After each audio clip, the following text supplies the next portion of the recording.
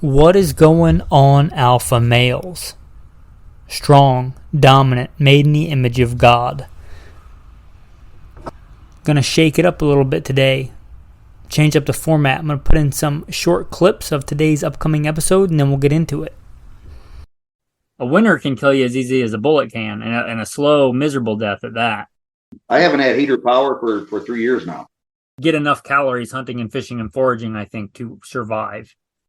It is what it's gonna be, and then you either have the skills and hopefully like the fitness level and the mindset and the flexibility and adaptability to deal with that. No amount of gear, no amount of anything is gonna like prevent that from happening. Saddle up, men, for Alpha Male Podcast, where we talk about what it means to be a man the right way, with God at the center. Today's a bit of a departure from the norm, as in it's an interview. I'm going to call it an interview with Levi, the real prepper, as opposed to what I think is a lot of times this prepper fantasy culture, where you got to buy the next survival widget on Amazon, or some kind of echo chamber forum where you got to have the latest and greatest, and it's all kind of survivaling in this theoretical physics of survival land. Levi's a man who I believe really does the things. He practices. He does survival bug out exercises. He does practical shooting. And normally I'll put in a bio, but not today. Today's not about me. Today I want to let Levi share his experience to help you out. Levi is one of the patrons, and I'm very humbled that we've gotten to know each other before this interview and talking back and forth. That's one of the cool things about being part of the Patreon tribe. And I want to let him talk about himself today. So it's not really about me. There's plenty of other episodes where my bio's in there if you want to go listen to it. Today's going to be about Levi and his adventures. Now, I did this, from very different places in the country. The audio quality sometimes is a little choppy, but I don't think it takes away from the importance and the quality of information that is conveyed in this episode. So with that, here's Levi, the real prepper. Okay, so my name's Levi. A lot like you, I grew up. So I'm in Northern Illinois, pretty far outside of Chicago. In the 70s, it was an extremely rural area. Mm-hmm. So town of 500 people. We grew up right along the Rock River. Super common to see, 10, 12-year-old kids out with 22s, 20 gauge shotguns. Nice. Everybody had a dirt bike. Lots of kids had, motorcycles. Just out in the middle of the cornfields along the river. Some weird things in my background. I was a childhood runaway. I did go almost through my entire high school year living in a crack house. Wow. Yeah, I never got involved in that, and I was really lucky to stay out of trouble. Dropped out of school a couple times, but they were gracious enough to let me go back without too much hassle. So I did still get my diploma, did still do it in 4 years. Stayed out of enough trouble I could go into the Navy. I went over right after Desert Storm, so I was in from 92 to 96. There for Operation Desert Shield. I was on a carrier, so okay. I didn't mostly just stood around and watched planes land and take off. What was your MOS? I was an aviation electronics technician. Oh, cool. So, about as far from any kind of combat thing as you can get. Oh, that's still more than the vast majority of the population does. That it still astounds me that less than 1% of the population is served in the military. Yeah, it's wild when you think about it. Oh yeah, sorry. Got back, went into the trades. Ended up running just for fitness. And I was tired of being in the trades. I got high enough that they started wanting you to be like a foreman and supervisor on things, and I just couldn't handle the stress. I was going to either have a heart attack or hurt someone. So I was getting out of that, and I met this guy while I was running, and he was basically a CAG guy, Oh, cool. and so we became friends and started training together. He's partly responsible for some of my interests, obviously. We've been friends now for decades, but and now like here I am. So moved back. I've moved all over the place, been all over the country, traveled to Africa on my own, tried to join the French Foreign Legion, but failed to run. I did when I was 38. That was the last year you could go. One step after 38. They didn't even want to let me in the gate, but I finally got in there. But I failed out on a run, didn't make it in there. That was pretty disappointing. Came back, and now I'm trying to pretty much do what you're doing, which is I want to, have some kind of mobile, like home that I live in. I have an Airstream now. I'd like to get more of a motorized camper van, and just travel around the country and work for cash. And I think that's the way to go, and I really like it. Yeah, it certainly is a much better American dream for me than the white picket fence and whatever else goes with it. Yeah, I tried that while I was in the trades. That didn't work out well for me. I'm Yeah. just not in property or like a big house or fancy cars. It's just not what does it for me. I like being outside. I like hunting. I like fishing. It's what I've always liked. As I'm getting a little older, so I'm 50, and I would like to kind of semi-retire. I kind of front-loaded everything, so I have a good retirement already through the trades. Nice. Yeah, so I want to stay as fit as I can be, and going into my 60s, so I can Yeah. collect what I worked so hard for. The just a brief aside, I just did an episode called Progress. I put it out on Patreon before it goes out to everybody else. And one of the things I started off with was I've seen this several places that when they study our ancestors in hunter-gatherer societies, they usually work 15 to 20 hours a week. So if you wanted to keep that, that would actually be a really interesting segue, because when I talk about like the trips that I do, which like they don't seem that bad for me. Some people think they're pretty crazy, but that was one of the reasons that I got into these trips. And this was, man, I don't know, probably 2013 or 2014 that I really got interested in starting doing longer trips. At the time, that was like 3, 4 days. It's hard to squeeze in with jobs. And eventually, I like changed my life so that I could not work during the winter and do longer trips. Fascinated me. I was going to ask what kind of got you on that road of preparedness. Were you always on it, or is that something you stumbled into later in life? I imagine, like a lot of us when you were younger, you were chasing girls and doing whatever, but what got you into kind of the preparedness, bug out, that whole genre? I think, like a lot of people, I actually saw Doomsday Preppers. Wow, cool. I don't know that I've ever actually heard that answer. I mean, I've definitely seen it, but Yeah. So I saw that, and I just thought it was really interesting that you could take that as like you're going to try to prepare for potentially the end of the world. mm-hmm. So I kind of got involved on like social media and started following some people and looking at it. And what I found was that a lot of people seem to be preparing to take the life they live now into this unknowable future. Like there's this line in the sand. You cross that line, that's the stuff hits the fan. It's a completely different world. I don't think you can take the life that we live now in the United States, which is an incredible life of like luxury. Never been anything like it. Yeah, it's very different as far as human history goes. Even around the world today, it's unusual, let alone throughout history. It's a very strange culture and society we live in for sure.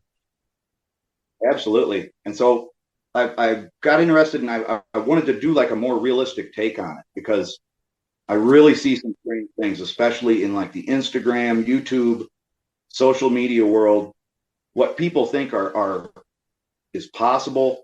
It just wasn't my experience. And especially if you're looking at like a bug out, or you're going to do any like long term solo, especially living like out of doors without shelter or anything else. Yeah. Even worse, like seasons. So I do all my trips in the winter. I'm almost always unsupported, so I don't have anybody dropping off food. Anything I want, I have to take for the duration. I may or may not be able to stop at a town or something like that. And I don't think it's totally doable. You can hunt, you can fish, but even that, it's extremely difficult. You can't rely on that. I'm going to piggyback off that for a little bit. I do think that as a man in general, you should know how to hunt and fish, as you probably know from listening to the podcasts. But I think a lot of people have this fantasy of, I have an AR-15 or a bolt action 308, and I'm just going to head to the woods and just frolic around and live without worry. And that's, I think, as you know, totally unrealistic. If you look at the deer populations in the U.S., there are a lot now. Even by a lot of accounts that I've studied, even more than when Christopher Columbus landed, there are more deer here because we create a lot of good habitat for deer. A lot of that is predicated, I think, on the production and planting and harvesting of massive amount of crops and grain. But that's not going to be the case if society collapses. No. Go ahead. There's a whole infrastructure like there's, and if just the town that I live in, which now is like 15,000 people, there's no way that there's enough to support that if there's no food being delivered. Yeah, and that being said, from research that I've seen also, and from just talking to old timers, the deer population during the Depression east of the Mississippi was almost to extinction. And there were a lot less people then than there are now. So you got to think about that. I don't know how long and sustainable that is, at least east of the Mississippi. I don't think it is. Yeah. I don't think it is. I don't think that works. I don't think people, I still hunt. The longest that I've gone recently, just hunting, like not buying any food, having no other food other than what I hunt, was 2 weeks. That was during the winter. That was shooting rabbits with a Ruger Mark II. I'm lucky that I got a dog. He's not good at catching things, but he is good at like keeping things still. Nice. I got a Australian cattle dog. Oh, cool. Yeah, he's super easy to train. He's good at that, but he's not gonna run anything down. I'll tell you that much. So, and that was just rabbits, and that's extremely difficult. I don't think people understand what it's like to go like a solid week without food. Yeah.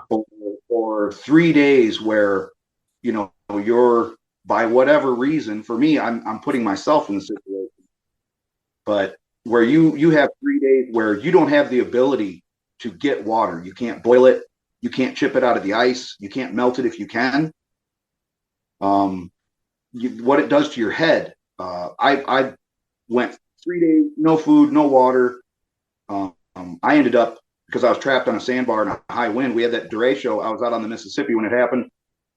I ended up launching the canoe into an unfrozen part of the river with the dog during a lull in the wind, and the wind kicked back up. It sank the canoe. I ended up, now I wear a dry suit. I wear a full dry suit. I'm pretty well prepared for that, but there was no way at midnight that I should have done that. Huh. You get so fatigued, if you are up straight for like 3 days, no food, no water, you're not in your right mind. Yeah, I can attest to that. I don't think people like experience that in today's world. Very few. In the military, and I don't want to take away from people that have suffered and done like that, but the average American, for sure, I don't think, I've never been 3 days without water. That's pretty hardcore. you end up. So I ended up when I got to the next island, which was a kind of a nightmare. Then I ended up. I didn't want to go out on the ice originally because I was going to fall through, and the wind had blown all of the snow and everything else off. I couldn't make a fire. There was no grass. There was no nothing. My camping stove, it was too cold, so the camping stove wouldn't work. I had a MSR pocket rocket. Problem was that the rubber gasket had gotten so stiff I couldn't screw it down tight enough for the gas to come out. And so I just laid in the canoe. I build everything. Most of my stuff I make. So I make my own tent, goes on the canoe, and I just laid in there and stayed in there for days. So and ended up drinking Mississippi River water without boiling it. So it's a wreck. I made it about another 2 weeks after that, and then I had to call it for the trip. I was too much of a mess. is that this most recent trip, or is that your first trip? That's my most recent. You would think it would get better, but every time at least for me, every time I take a long one, and the next one's going to be about 800 miles. I think I've got things kind of nailed down that I'm up for that challenge. My wife actually joked with me, half joking, quite a while ago, because she's been out with me on a couple of my expeditions, and she's like, it's not adventure for you unless your chance of dying or something like that. And I'm like, well, yeah, kind of. I mean, that does kind of add something to it for me. That does kind of add a level of enjoyment for me, in some kind of way, because I'm pushing myself. If everything was safe, I might as well sit on the couch and watch Netflix. Yeah, I can just take a hike in a park. Yeah, it's and that's what a lot of people, I think, sadly, that I run into when you talk to them about like adventure and getting outdoors, their idea is like going for a stroll in a park with a marked trail, which for me it's better than Netflix, but that's not what I'm talking about. Yeah, no, I don't have so I'm actually I communicate with a couple other preppers, and I like to think that I've been helpful to them. I've certainly got them more on the fitness track. Got a little bit more interested in actual performance shooting. Gone and actually shot with them, helped with like gun selection. And they're it's the exact same thing. They're not they are completely unprepared for anything but like what they would call bugging in. Yeah, it's a lot of that is prepper fantasy. They think a gun is like a security blankie, where if they have it, they're going to be okay. And my just with this stuff is that we don't get to choose. Yeah, we don't get to choose the disaster. We don't get to choose the apocalypse. It is what it's going to be. And then you either have the skills and hopefully like the fitness level and the mindset and the flexibility and adaptability to deal with that.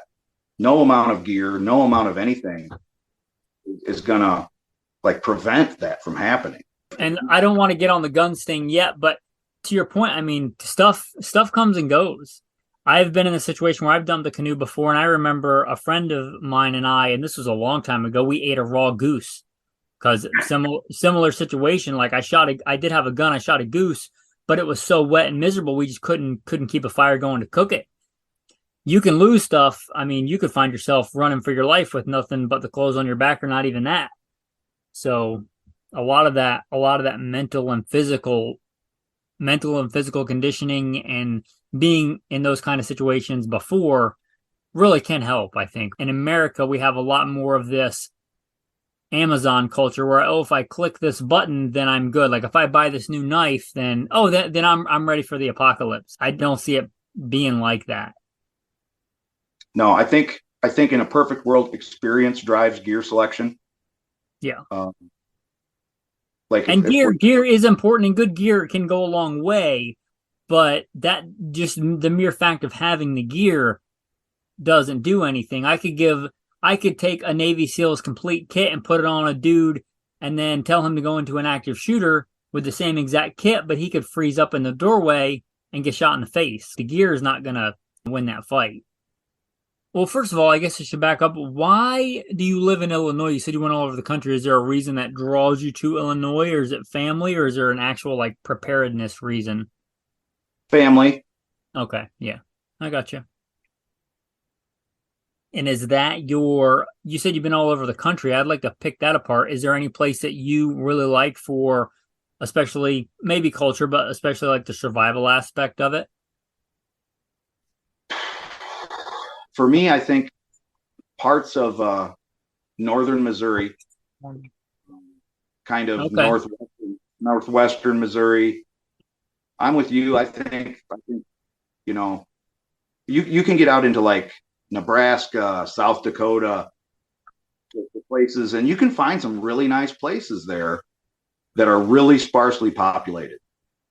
Yeah. Um, I got to think that would be the way to go. I know that like the entire East Coast, I've driven almost the entire East Coast, and it is so different now than it was in say like the early '80s. It's just a never-ending city. It's never-ending city and never-ending strip malls, and it's that all the way to the Mississippi. Yeah, I'm with you in agreement there. There's a few small pockets, but I in general write off anything east of the Mississippi as being a good choice. Obviously, people will survive there. Have you been west like the Pacific Northwest and like Idaho and then over Washington, Oregon? No, no, I haven't. Texas a little bit, but no, my work never took me out there. So I'm completely unfamiliar with California, Oregon, Washington. I Or would love well, yeah, Northern California, obviously it's got California politics, but you talk about sparse because I've been all over. I've been in Nebraska and Wyoming and Montana. The winters there, though, are brutal. And as you probably know, without infrastructure, a winter can kill you as easy as a bullet can, and a slow, miserable death at that. So, I mean, those areas are probably certainly better than east of the Mississippi, but the Pacific Northwest is very sparsely populated. I mean, Oregon has 17 people per square mile, which is pretty sparse. And there's a lot of, I literally have gone in the woods and just eaten what I could find there. And it's pretty doable because it's a rainforest. There's a ton of resources. hopefully my girlfriend and I are gonna um, hopefully soon take a trip out that way. We got some other preppers that we're supposed to meet that she's familiar with from online. That would be a great place. So Yeah, let me know. I'll give you some. Well, you already have access if you're on Patreon to some of my bug out locations. Welcome to, if you have a more specific spot picked out, I'll give you some pointers. oh, nice, thank you. The cool thing about out west, if you've never spent any time out west, is you are part owner of giant swaths of public land. I mean, like literal millions of acres. And as you probably know from your excursions, most people like stay on a trail. You can go to places where you may never even have any indication anybody's ever even been before. Obviously, they have 50 years ago or something, but you can get into some pretty wild, remote, rugged places out west that are totally legal to be on and stay on. Oh, for sure. Like that's part of my plan. I would like to live here, work. I do have a good job. My boss is a really good guy. I enjoy. It's a really small, like family-owned business. I enjoy helping the business grow. But if you're going to have a job, like you might as well be interested in it and take part. Yeah, yeah, I agree. So that keeps me coming back. But I have like 4 to 5 months off every year. That's cool. I definitely want to hit the BLM land for sure. Planning on going to Alaska here, God willing, and so I'm going to check that out because I've never been there. I think it would be absolutely fantastic. That seems like one of the few places where, I mean, they literally have where you can survive on hunting and fishing legally. You could do it a lot of places illegally, but actually legally get enough calories hunting and fishing and foraging, I think, to survive. What a life.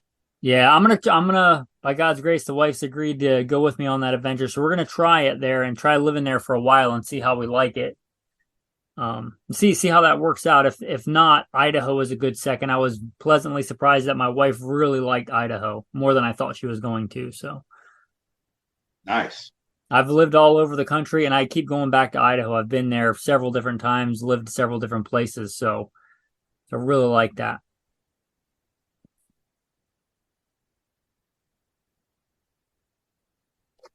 So how bad are the winters there?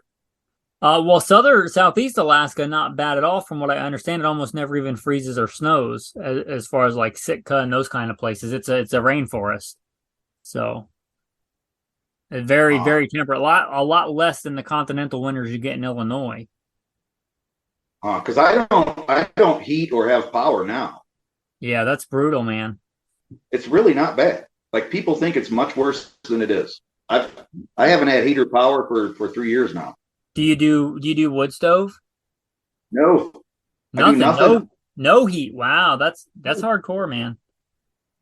And then I just walk. I'll actually pull a sled. It's 2 miles to Walmart. Hmm. But if obviously I'm not using the work truck. Yeah.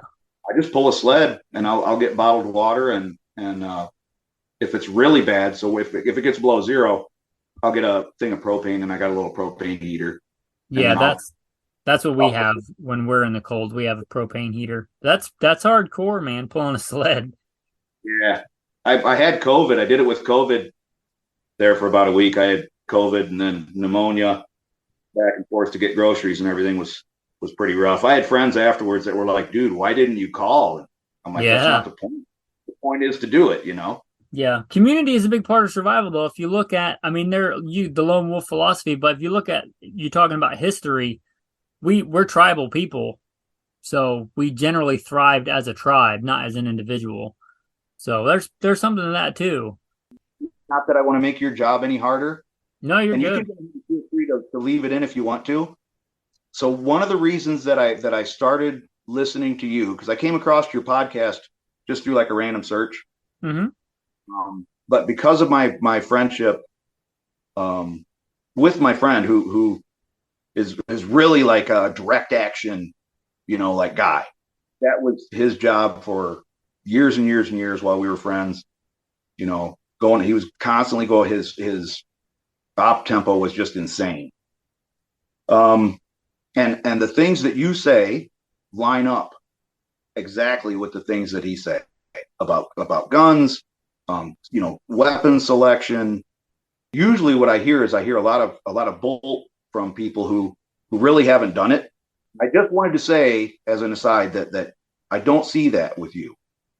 I'm very humbled by that. God's gotten me through a lot of sticky situations, not because I think I'm special, but he obviously has a purpose for me, and I try and walk that out. As I say sometimes in the intro to Gunfighter Life, from real world firsthand experience.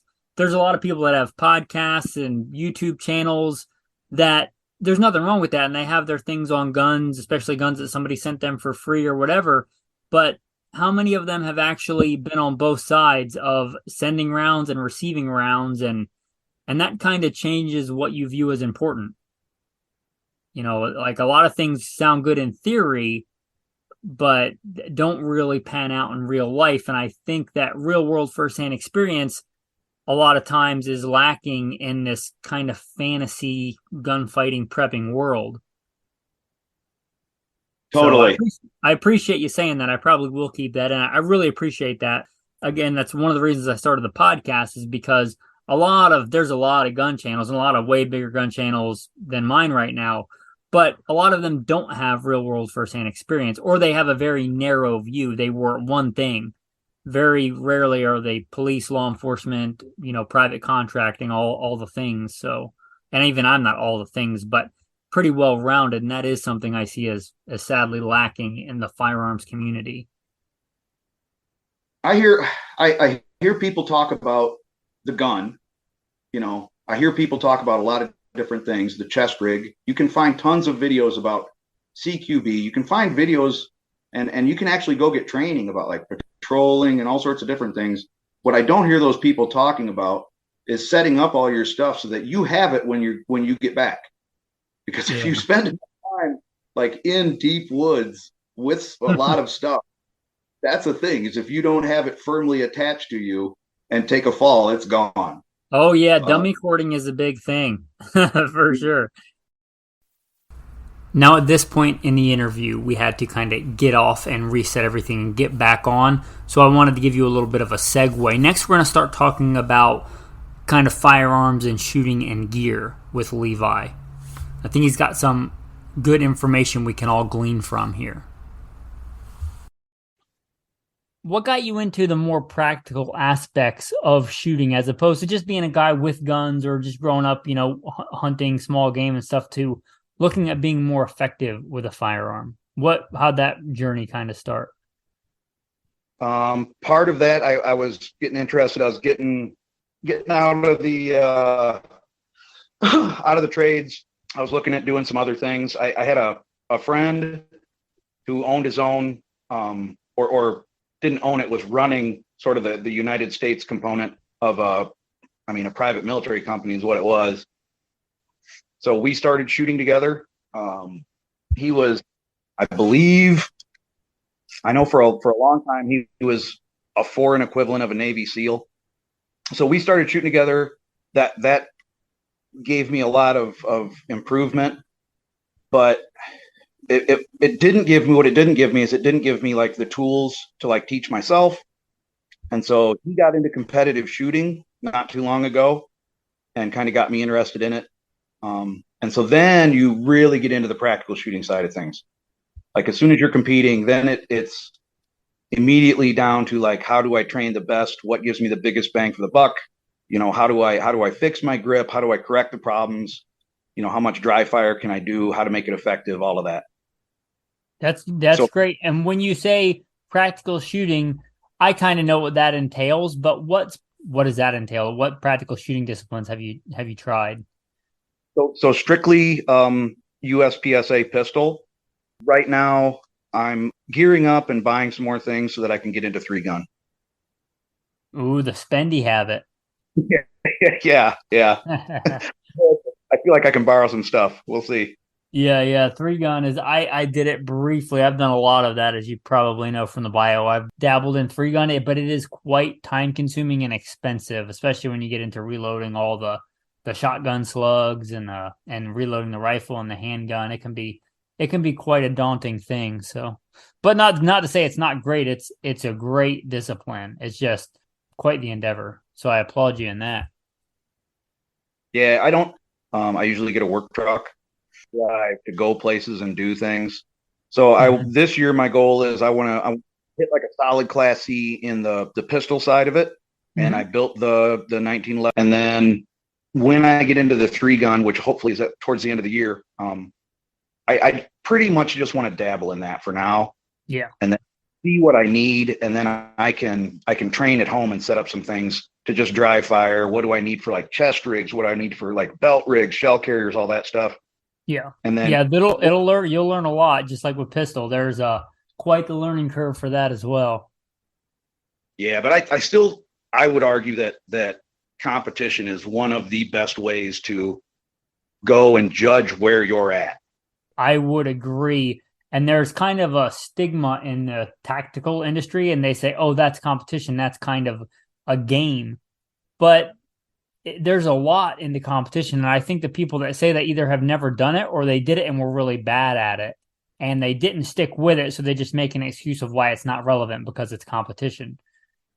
Yeah, I saw some of that last year. Yeah. I'm currently having an ongoing discussion with another YouTube channel. He's got another prepping channel. He's ex-military, Army infantry guy, and he's all about the tactical side. And so we have this ongoing discussion. And apparently this year he's finally going to try a competition, and I Yeah. think it's going to be a real eye opener.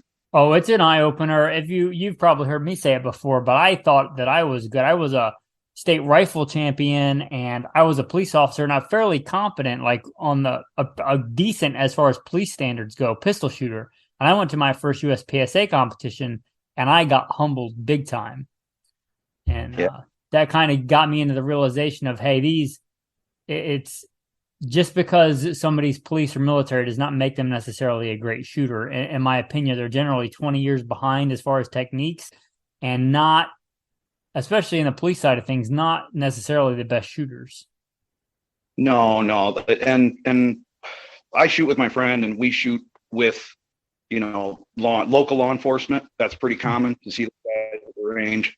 And unless they're on the hobby side of it, so they're a competitive shooter or doing something like that, the quals that they do aren't going to make you, like, they're not driving you to be that fast and do all the things that are necessary to really be a good competitive shooter.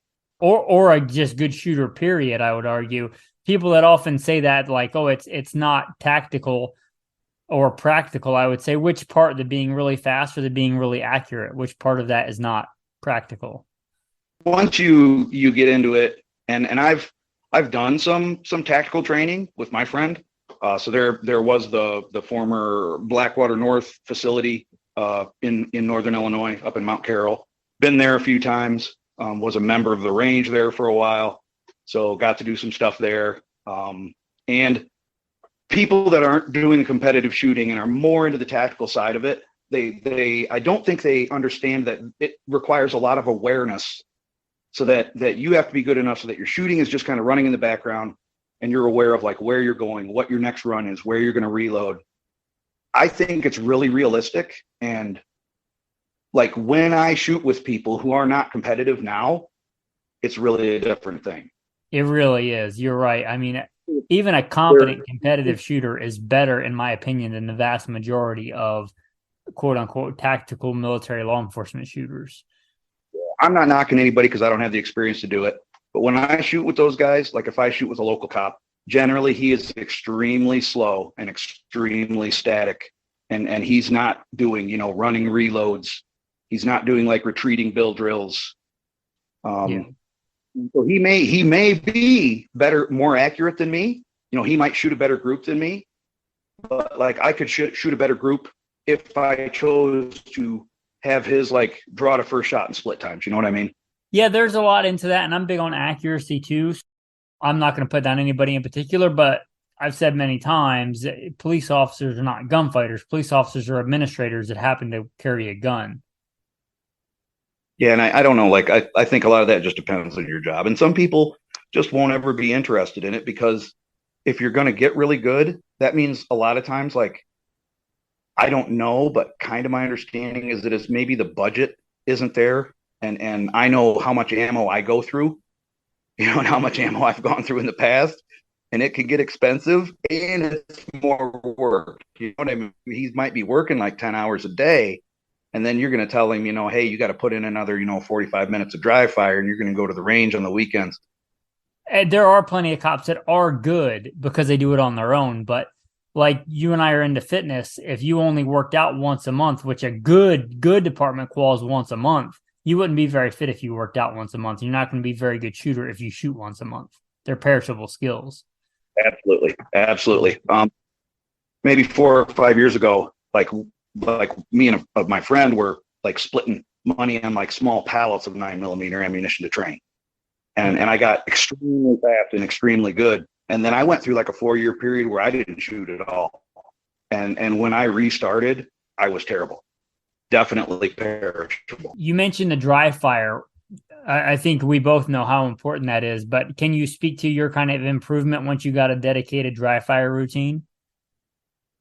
Oh, yeah. So I think dry fire, like it's the only way. It's the way. You can break things down into such small trainable segments that you can go to a match, or you can go to the range, you can run some drills, you can shoot a match, and then take notes afterwards, and then come right home and drill down into what the problem is. It's kind of easier in training than it is in the matches. Matches are kind of hectic. Matches are a big mental game too. It's not just the shooting. The shooting is important. The fundamentals are important, but there's a lot of mental memorization tactics that goes into those matches. Absolutely. You can game it. And you have to if you're going to be competitive. You could be the best shooter technically, but you have, let's say, well, you judge a target array and do it you don't do it as efficiently, and you could be the worst on the stage. Absolutely. If the other guys are good too, you bet. Yeah. You bet. But the dry fire allows you to take a lesson that you can see when you're actually shooting the gun, bring that lesson home, and then break down into really tiny segments how to fix that, and then just rep that. And then you can fix that by the next match, or at least have it a lot better. And so it's the biggest bang for your buck. Dry fire definitely is the biggest bang for your buck, literally, because once you have the gear, it doesn't cost you anything except for time. Going back to the practical shooting, people love to talk about the gear, even though you and I probably know it's not the most important thing. But what pistol did you start with, and what are you going to? It's a Ruger SR9E. and had like a lot of problems with that. That gun was old, was extremely beat up. I'm surprised it didn't come apart. So during matches, I would have like 3 or 4 malfunctions that I had to clear. Not really the gun's fault. And I just over the winter built my own 1911 in Yeah, 9mm. for the people that don't know, this is the second time recording this section of the interview because the first time was my fault. It got messed up. It didn't get saved properly or something. I'll take the hit for that. Is there a reason you went with the 1911 as opposed to just getting a Glock or getting an M&P or something like that? So I wanted to, I could handle my friend like some of his S guys. He's got this house. So I kind of liked the 1911. I didn't want the 1911 in 4.5. I wanted to be able to shoot single stack minor. And I went with that just for the weight, So I have a full uncut slide. Yeah. I was basically like fighting to fix my grip. If I could have fixed my grip and shot better with the SR9. It was me, but I had decided at that point, okay, I can do this, and I got the frame basically free. So it was kind of a no-brainer for me. Yeah, that's great. The triggers on 1911s are just phenomenal. They're hard to compete with pretty much anything else. Oh, it's a whole different world. It's an entirely different thing. I mean, yeah, for me, it's like a nice rifle, like a nice, like a nice over and under shotgun, and they have that just crisp, trigger with like hardly any travel to it. And I love it. Yep. Yeah, they're phenomenal. I think people that grew up in the Glock generation, they kind of don't get it unless they actually kind of run one on the clock and realize how smooth and beautiful those guns run when they run well. Yeah.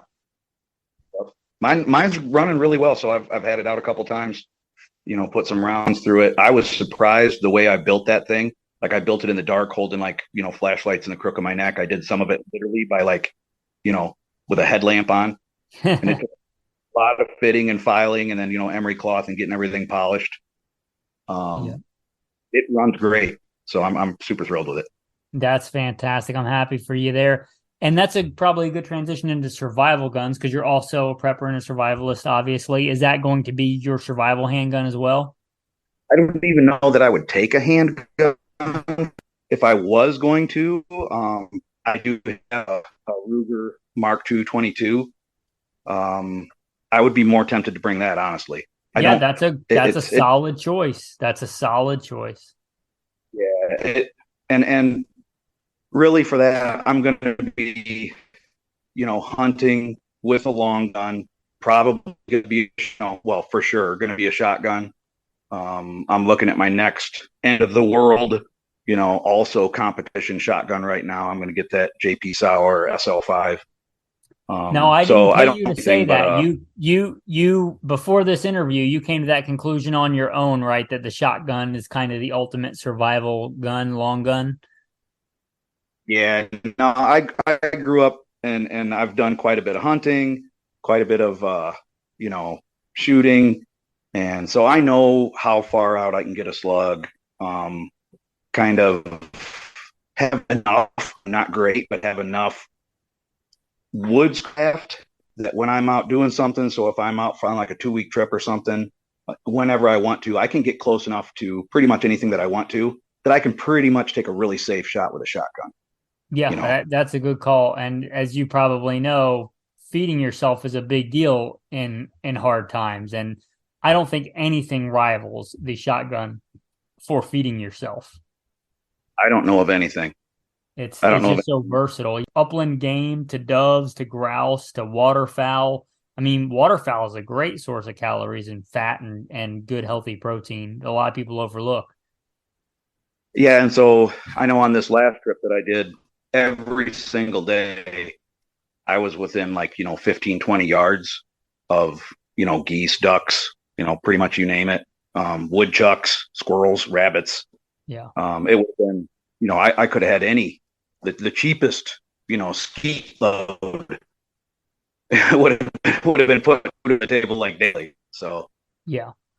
Yeah, and a lot of people focus on deer, deer, deer, but I think we mentioned this, but it didn't get recorded that I'm not sure how viable that's going to be post-apocalypse with a bunch of people east of the Mississippi or even in areas now that have a lot of deer because of agriculture. That's predicated on mass production, mechanized farming. If that goes away and all that wheat and corn and soy goes away, those deer are probably going to greatly reduce on their own, let alone because of human predation. Yeah, just going from my own experience, not this last winter, but the winter before, I did 3 weeks, 2 or 3 weeks, where the only thing I ate was what I hunted. That was during January, and even though there's plenty of deer around here, see them all the time, I was out on a farm and saw deer all the time. What I ate every day was rabbits because you could go out in the snow, easy to track. They don't go far. They have like a small territory. You don't need a lot to get them, and so I would just go out with a flashlight and pop them. Yeah, nice. What and why would you not take an AR in that scenario as opposed to a shotgun? I'm just So there's a weird like fantasy where people are going to have like gun battles and stuff, and if that like maybe you do, I would probably still want if I'm just going for gun battles and I get any gun I want, I'm probably gonna want something bigger, a little bit bigger than an AR. But that's just me. I don't mind like heavier guns, bigger recoil. Never had a problem with it. But for what I want to do, like I don't know, like the AR, you're not going to shoot a rabbit with it. You're not going to, maybe a goose, but man, like hope you don't, going to make a mess of it. They're just too zippy. yeah. And Yeah, then, the point when you're hunting small game is not just to kill it, it's to eat it. And if you shoot it with a 3,000 feet per second varmint round, varmint hunting is designed to destroy the animal, not to eat the animal. And that's what that round was designed for. So it kind of defeats the purpose of hunting for food. yeah, and I just don't like if I have to be in a self defense situation anyway. I have shot an AR. I've certainly shot lots of rifles. I just feel like, especially around here, that's going to take place within our. If we're going from a prepper, like this is the societal breakdown, we're going to defend ourselves or do something else. For me, that has to take place within a realistic range anyway. Run around and zip off 300-yard shots with an AR.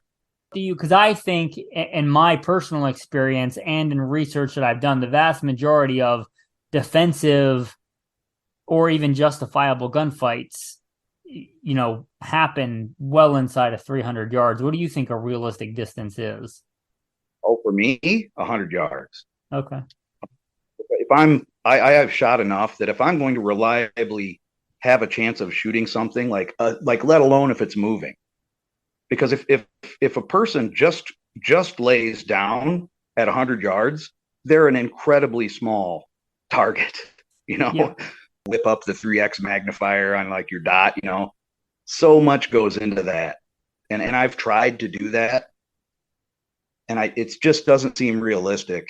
And a lot of that predicates on for me. People that go and shoot steel at 300, but steel is usually painted so it stands out and it's not moving. Humans, or anything else that you shoot at generally moves. And oh, absolutely. That's a different thing. I have practiced shooting rifle at moving target, pistol at moving target, but that's a skill set, and that's a big deal. And I don't know that you're going to have time to be doing all the messing with gear and dialing dope and messing with magnifiers. In my experience, usually that stuff happens fast and quick and it's over and you're either breathing or you're not. Yeah. And I don't have any, I have been shot at like by someone with bad intentions with a rifle. I ended up in a cornfield and then they blind fired into the cornfield. Oh. Yeah. And I was laying down. So I do know what happens. I do know, like I experienced the after effects of that, where you get like tunnel vision, your heart feels like it's beating out of your chest, your legs feel like lead. Absolutely. That's a real thing. Slow motion timing, tunnel vision, that's absolutely a real thing. just using that experience, I have to be realistic with myself and know that I don't have 20 years of experience doing this stuff. So if I'm going to take a realistic gun for this, like my best chance isn't something that's going to be complicated, that the chest rig and everything isn't complicated. It's just not going to work for me. Some guys, maybe they can make that work. I think that's going to take a lot of time, a lot of training. I may learn some of that in 3-gun. But for right now, I don't, if I had an AR here and I had the shotgun. Yeah, there's a lot to be said. I think the shotgun, because it's not as tactical or as I don't know, hip or Instagram cool, it doesn't get the love, but I think it's by far the most practical of the weapons. Yeah, most of the social media stuff that I see, they're not on a timer. They're not ever showing the targets, or they're not showing the results. They're certainly not, showing any kind of like indication of like time versus accuracy, anything like that. So who knows really what's going on? I don't think most people are as good as they think they are. That goes for like ARs and stuff. Even some guys that are sort of famous for it, because I have gone and shot with some guys and trained with some guys that are pretty, you would consider like, tier 1 unit guys. And it's not as sexy as Instagram. It doesn't look anything like that. It looks like a lot of reps. It looks like a lot of very specific training to like correct certain things or maintain certain things. It doesn't look like running and shooting backwards, like it's none of that stuff. Yeah, I wouldn't argue with that for sure. A lot of that is just kind of more of a prepper fantasy or a kind of a for show thing as opposed to a reality thing. What about knives? Do you have like a go-to knife that you use? I know people will probably be curious about that. For big trips, I take a Kershaw Camp 14. Okay. And I strictly use that to baton firewood. Usually I'm out, well, every time I go on a trip, I'm out during the winter. And so you'll have a period of like rain or snow, things will get wet. So what I found, and I take a silky saw, the Katana Boy, because I just don't want to mess. A lot of times if I just went through the ice, now I'm getting out of the ice. It might take me, depending on what's going on, 5 minutes to get out of the ice, even with the dry suit on. So by the time that 5 minutes was up, I might have my left leg soaked like up to my knee. And so you want to make a fire like right away. You don't want to mess around. And so I cut big chunks of wood and I baton down to the dry wood. And I want to do that as fast and efficiently as possible. So I carry the Camp 14.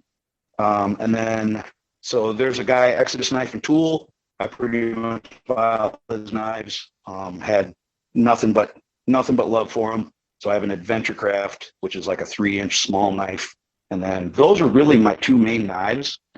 And then I'll usually, just to experiment, take something else. So right now I'm using an Actinon Verba M73, which is a D2 knife, kind of a combat knife, but thinly ground, more on the practical side, really. Anything that's practical, like I don't go for, there's no gimmicks, there's no like scout knives, there's none of that. Yeah. Just a good steel, a fine enough edge to do some utility work. I've had problems with like super steels where they were so difficult to sharpen. And I'm not the world's best sharpener anyway. Most of the time when I'm sharpening something, it's 10 degrees, in the snow. I don't want to mess with this thing for a while, So let's get a good, medium, like rough edge on that thing and call it good. Yeah, nice. So what about, and just transition out of that, what about packs? What's your go-to pack that you have? So I don't really believe in the get home bag, the bug out bag, like any of that stuff. I have like one bag, and that has all of my base like stuff in it. If I have to head out the door, that's what I'm going to grab. I have a Burla stock F1 mainframe pack, just for it sits so well on your hips, so solid on your hips. Yeah, they're nice. I also run an Eberly stock. I run the Gun Runner, and I have one before that. But the Eberly stocks they're really good packs. And then so I run that, and then the J-type zip-in dry bag, and then I sew. So I've got my own. I actually used to make gear like semi-professionally. I do all my own like molly panels. Pretty cool. Any other like things that you normally wouldn't think of, but through your time in the field, you're like, this is important. The only thing that I've ever really had problems with was places that I just couldn't make fires. So if I'm on a sandbar or something, and then the MSR pocket rocket, it'll actually get cold. You won't be able to have that burn. It can also have problems at altitude. Oh. So any of the like jet boils. This is a different MSR. I forget the name of it, but it's pretty expensive. But it's basically designed to work in the cold. Like that's specifically what it's for. Oh, so yeah. that and really like there's some new fabrics out there that really help. So I made my own sleeping bag. It's 6 grams per yard, like Climate Shield Apex, with a Pertex fabric outer, and it actually works. So you can just lay down in the water in that thing, and you can go to bed wet, and you'll wake up. It'll actually dry you off. Oh, wow. So you get in fully dressed, wet, and it still works. And I have not. Pretty cool. Yeah, I'd say that you have a lot more experience on the cold weather end than I do. Yeah, that's pretty amazing. One thing that I would mention that is water purification. Just a simple water purification tablets, Sawyer Mini. Those things can be really important. Everybody thinks about the tactical, the ammo, and everything, but when you need water, you can't shoot your way into clean water. That's important. No, I'm looking at a new one. I forget who it's made by. I've actually had the Sawyer Minis. I wear them on a necklace inside the dry suit, and I've had those. I've had those freeze and had the ceramic element shatter in the time it took me to like take it out and start running water through it. I have not had that happen. On one trip, I went through 2 of those. Ooh. So that can happen. I typically just pre-filter like through a sock. So if I'm down in Mississippi, I'll pre-filter through. I'll save 1 sock for bathing and 1 for pre-filtering, and I'll pre-filter the water and then just boil it. And I've never had a problem. That's a good call. The water purification tablets are small and simple and easy. I've never gotten sick with water I've used those in so far. Thank the Lord. When we go out places, we're probably going places like where the water is better anyway. You know what I mean? Like even here when I'm in the Mississippi, my main concern would typically be agriculture runoff. So, fertilizers, herbicides, like that. But during the winter, that's not really the problem around here. Yeah, that makes sense. Those have mostly flushed downstream. So dirt is the problem, just the cleanliness of it. Yeah, that makes sense. I saw your post about night vision, and that does come up in prepping circles. Kind of goes along with guns. The only thing I'll say about really quick is that I have used one time. I believe it was a PVS 14, or like a digital version of a PVS 14. But the only one that I ever tried just for a few minutes would have been like incredibly difficult because of that. Like I can't even imagine. It was weird to look at your feet. I think they have merit outside, but in an indoor application, especially CQB where things are fast and dynamic, I see less practical application there. Hopefully you alpha males out there that listen and are into guns and defense and hunting and survival like that portion of the episode about guns and shooting. Now we're going to transition again, so another segue into another part of the interview. Okay, so there's in the prepping space, I'm just kind of fascinated by the whole thing. There's been a really big bleed over with military or military style that there wasn't there a decade ago. And so you'll see things, and there's one thing that I recently saw is it comes across randomly on my Instagram feed, but it's this guy. He's driving like a Kubota tractor. Mm-hmm. He hasn't been missing any meals for the last decade. Fitness is not a priority. He's got his wife and his daughter standing on the floorboard. She's holding an AR and, oddly enough, a shotgun bandolier, but there's no shells in it. It's them driving down a kind of a forested trail, obviously on their property, probably in the back 40 somewhere. Yeah. And it says in a little caption, "Coming to get my stuff after SHTF." And it's got that song playing. It's like "Dumb Ways to Die" or something. And it's this complete like fantasy land of I don't know if you could do anything worse. Maybe you could like run around shouting and banging pots. And that's why podcasts like yours, other reality and performance based, and I will add morality and ethically based things are so important now. No, there's thanks, man. There's so much across the prepping space, the 2A community, that it's just complete fantasy. It's not helpful. In fact, I would consider it harmful, actively harmful. And I want a strong community. I want the people in my area to do well and be okay. Yeah. I agree. I would like everybody to be okay.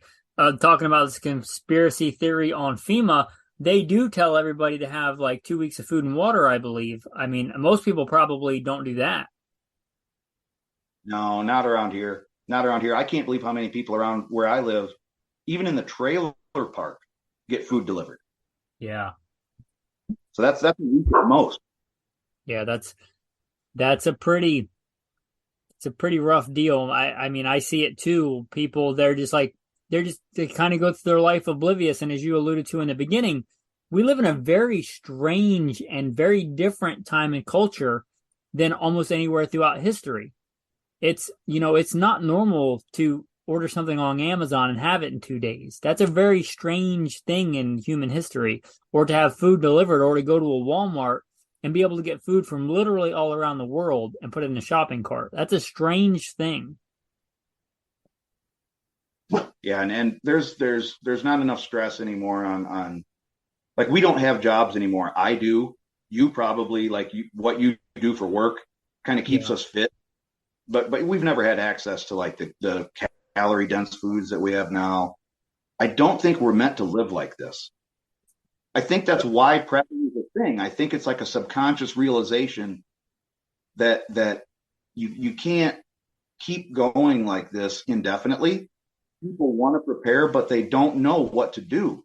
Yeah. And so you end up with people who, because of the society we live in, are not inclined to actually go do the things. They just want to be shown in like a 5-minute video how to do it. Yeah. And then get that magic bullet.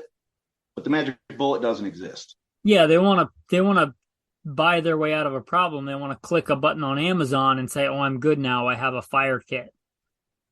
But as you probably know, if you're freezing on the side of a river or a mountain or whatever, that kit's not going to help you if you don't know what you're doing. There's a lot more to it than that.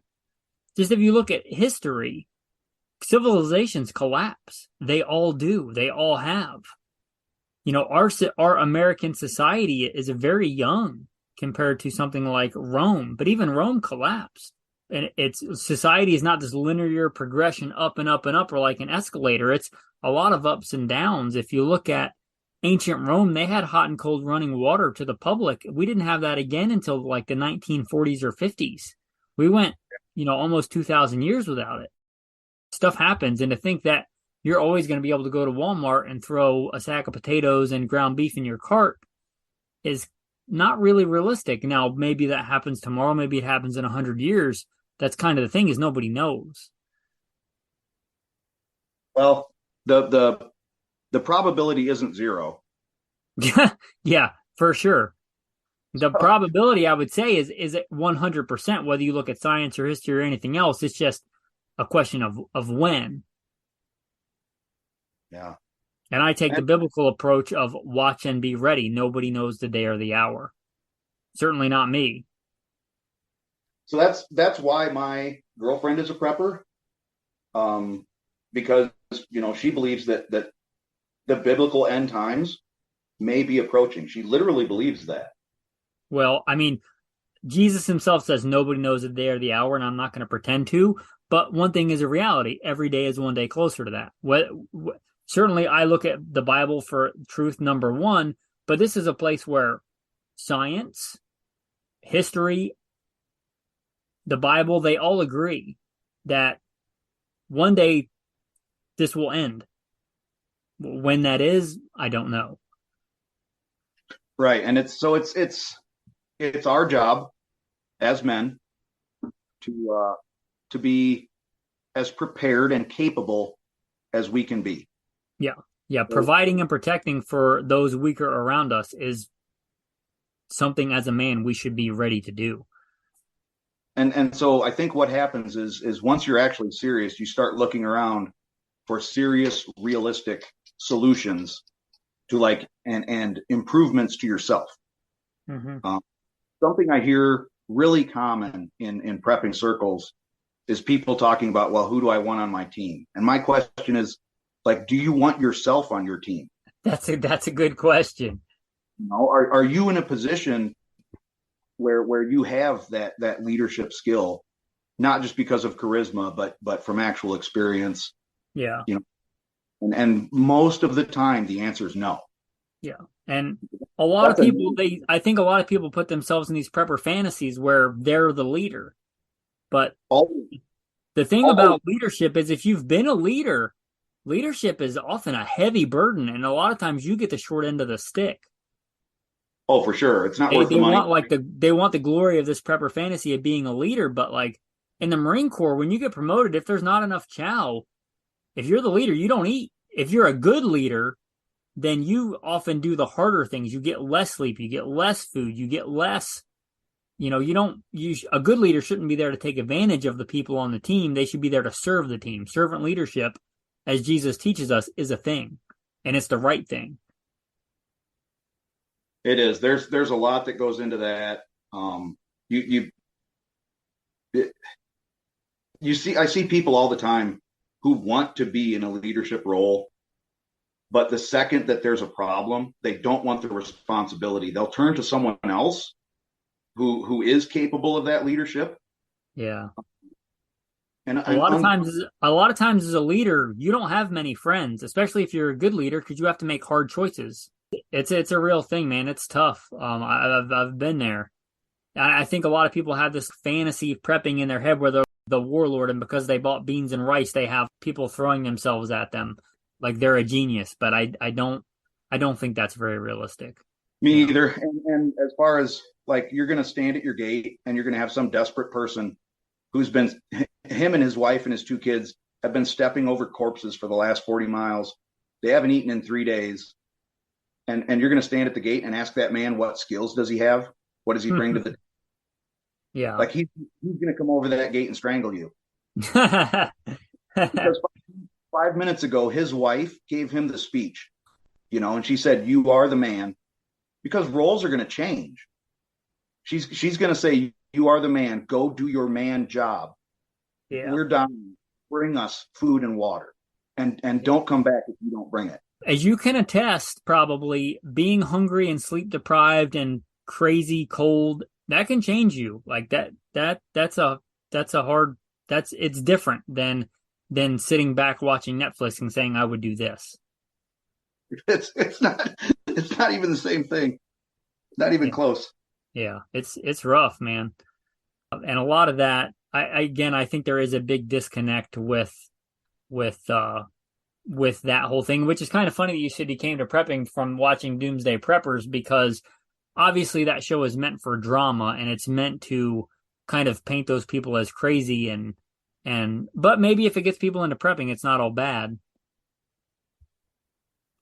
Yeah, I recognize the drama aspect of it, but I was just curious to see if it was possible to prepare for something like that. And then over the years, I've done conclusions. And at the same time, I was becoming really fascinated with how ancient people moved through the landscape. Yeah. So with that truly minimal, like I make it as I go toolkit. Yeah, I love studying like ancient cultures. One thing I learned that they were talking about Ice Age people here in the United States, and one thing they discovered is when they killed a big animal, they would take one of the femurs. We're talking the extinct megafauna, a mammoth. They would take one of the femurs and they had a way to split it with a rock. And this doesn't happen naturally, so I could tell people did this. They would take the femur and split it and make a large knife out of the femur and butcher the animal, and they just leave the femur there when they were done. You've skinned things, I've skinned things, larger animals, goats, deer. Can you imagine? Well, I can because I've done it. Like I was a professional big game hunter and guide, and part of that was butchering. And if you get an animal fresh, a lot of times you can kind of turn them inside out and only really use a crude blade when you need it. A lot of people back east will like hang a deer and cut it, but if you're in a hurry, you can kind of just grab and pull really hard. And if it's fresh, you can take something off. So, I mean, I can see that being viable, especially like you said, if you're a minimalist and you need to cover a lot of ground to kill or find a herd of mammoth, you probably don't want to carry a bunch of tools. Talking about primitive culture, also, I heard this story. I don't know if it's true, but it makes sense that the Eskimo, the Inuit, they would have like a rifle and they would shoot their seal or whatever, and they would take their brass casing from their 30-30, pound it out, sharpen it on a rock, and butcher the animal with the casing they shot it with.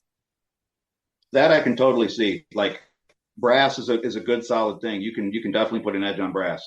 Yeah. Yeah, well, if you shatter a bone the right way, I imagine it can get pretty sharp too.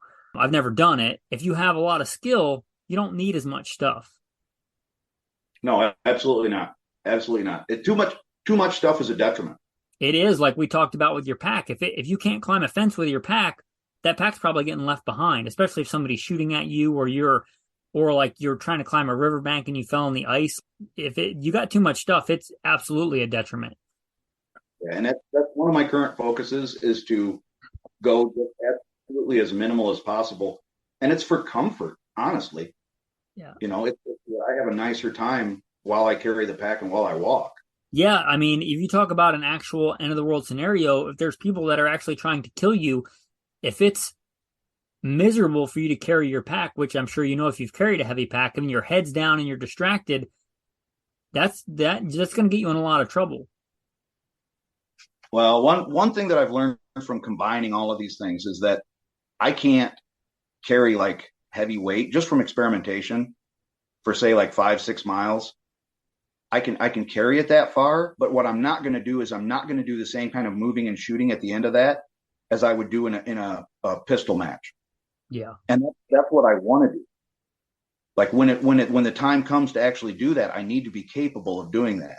And I have to learn from other people who have the experience and then experiment myself, actually go out and do it and create a system that allows me to actually do that.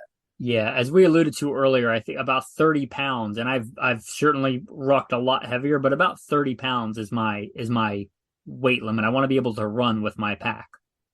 Well, so I've been in pretty good shape all my life. I'm 50 now, and I feel pretty good. I unfortunately I went through that sickness and I had a couple other things happen. I lost a lot of weight. So I'm down about 20 pounds, but I'll build it back up. You can still do it at 50.